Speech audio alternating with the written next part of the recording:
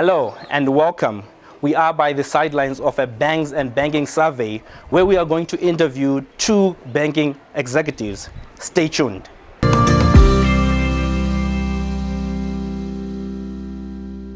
The informal sector is largely dollarized and access to credit really for some of these people is a bit hard.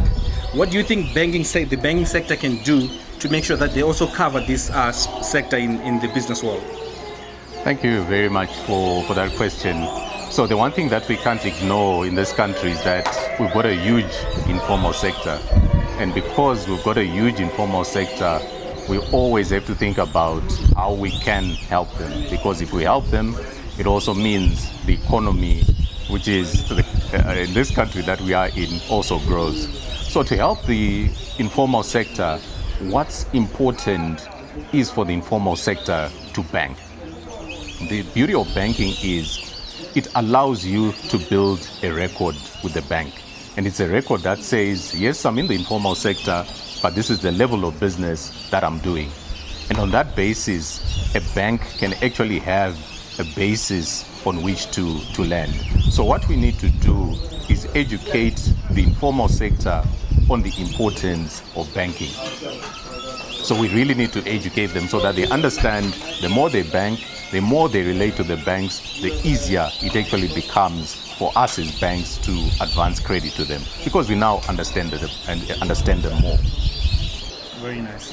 Another point that was brought out was on the informal sector and the impact that it is having on the banking sector. Yeah. And women actually make up 52% of our population. Now, how are these people being also included especially with our theme, financial inclusion? How are they being included in the sector?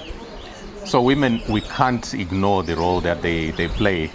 Both you and I guess we were raised by women. We are here because we're raised by women. But even in the business world, it's very clear that women have a very important role to play. And that's demonstrated by those stats that you have shared. So what banks have done, recognizing the importance of women, is actually to set up very specific desks and departments within the bank that purely cater for women. Because the more you understand what they require as people that are in business, yes, as women, the better we can actually serve them. So the introduction of women's desks within the banks, I think, has been a great appreciation of the role that they play, and also taking that view that says, let's understand women better so that we can serve them better and therefore include them more within the financial services space. Look, I think there's an awful lot of work being done. But the work that needs to get done isn't just across the banking sector. I think it's across the economy, it's across government, it's across the Reserve Bank. We have to get, the products right, and the affordable products, the convenient products, that allows these MSMEs to transact with ease, with convenience and with efficiency in a cost-effective manner. That cost-effective manner is not just for the banks. Yes, the banks have to have pricing that's suitable for the customer, but we also have to get the policies right, the taxes right, so that we encourage people to bank. So let's talk about the 4% IMTT tax. That's a big charge and a big transaction cost. That in itself pushes more to the cash economy and more out of the banking sector. There's also confidence in the banking sector, which is coming back and which is growing. That has to increase as well. So I think it's about the banks providing, as I say, more convenient products, mobile products, technology that is convenient for the customer to transact at an affordable cost. But it's also about getting the policies right in terms of the cost and the taxes associated with transactions. You can hear various statistics, but the one that sticks in my head is roughly 80% of the economy is in the informal sector. Now you just think about the impact of that. If that informal sector was to be fully banked, and that going through the banking sector, because if all that money stays in cash, it's restricting the ability of banks to lend. So the more that we can formalise the informal and put them through the banking sector, the greater capacity the banking sector has to lend to the productive sector, and it becomes a chain reaction. So without that money coming into the banking sector, you have constrained liquidity, constrained ability of banks to lend, and therefore constrained ability of businesses to borrow, to invest. So the more you can formalise that and bring that cash into the banking system, the better it is for the whole macroeconomy. You look at the global situation and you look at if you go to Europe, etc. I'll give you a personal example. I was back in Europe in the summer, in the UK. I got there on a Friday. I left the following weekend. I didn't once go to a bank. I didn't once take out cash. Every transaction I did was either on my phone or on a tap-and-go card. People don't use cash. But we still have a huge cash demand here, a huge cash economy. We will get there, but it's about, as I say, confidence in the banking system. It's about the convenience of banking, and it's also about the macro policies. Very nice. What about the rural areas? What can really be done to also veer into this market? That's not going to happen overnight. And you've seen from the statistics and the figures this morning, we are on an upward trend in terms of the number of people that are banked and the number of active accounts.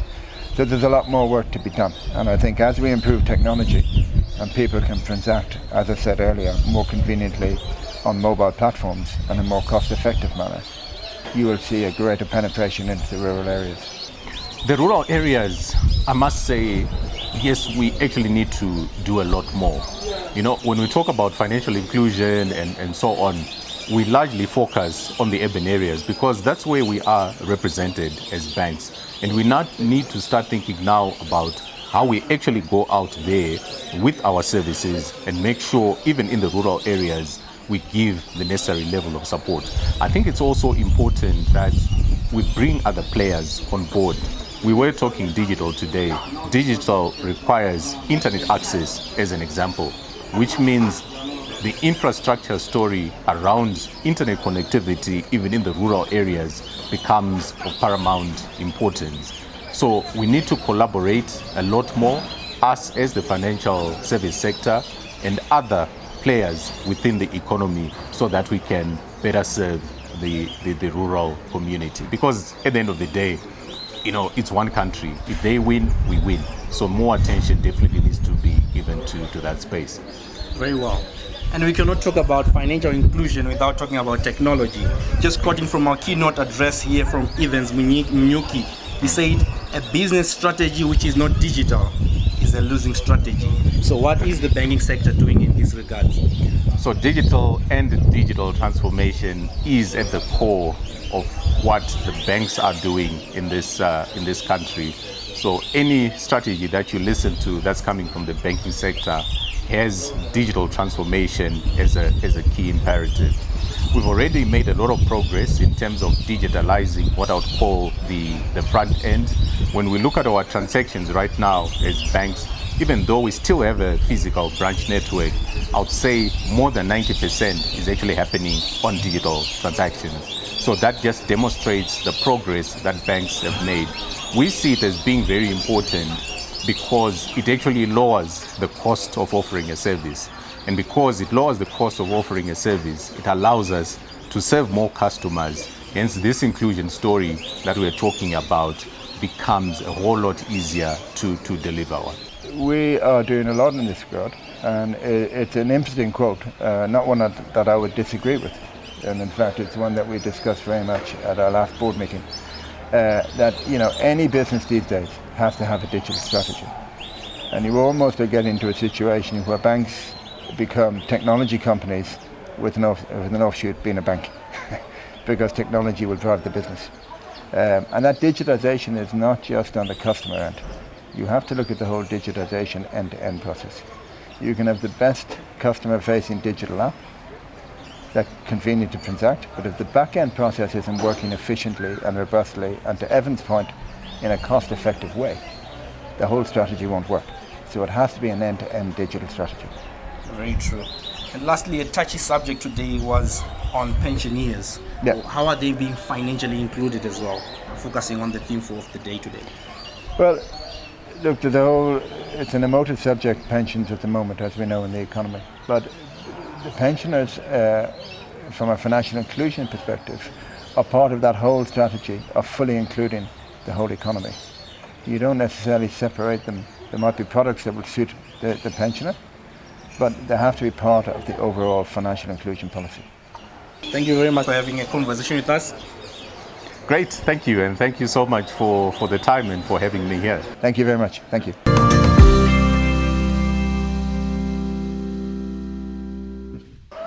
And that's a wrap from us, and please do follow us on our social handles at Equity Axis. Ciao.